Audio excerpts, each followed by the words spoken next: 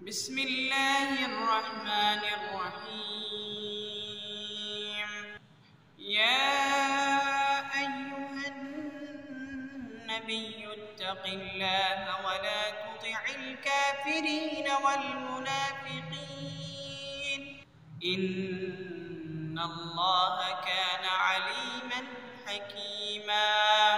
واتبع ما يوحى إليك من ربك إن الله كان بما تعملون خبيرا. وتوكل على الله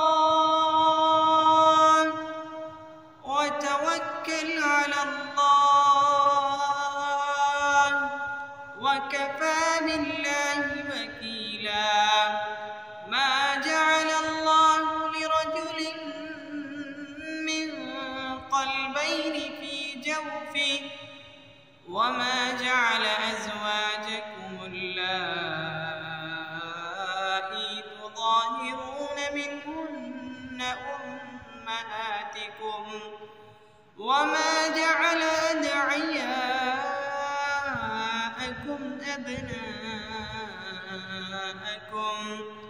ذلكم قولكم بأفواهكم والله يقول الحق وهو يهدي السبيل.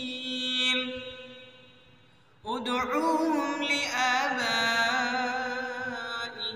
وأقسط عند الله فإن لم تعلموا آباءهم فإخوانكم في الدين ومواليكم وليس عليكم جناح فيما أخطأتم به ولكن ما تعمدت قلوبكم وكان الله غفورا رحيما. النبي أولى بالمؤمنين من أنفسهم وأزواجه أمهاتهم وأولو الأرحام بعضهم أولى ببعض في كتاب الله من المؤمنين وأولو الأرحام بعضهم أولى ببعض في كتاب الله من المؤمنين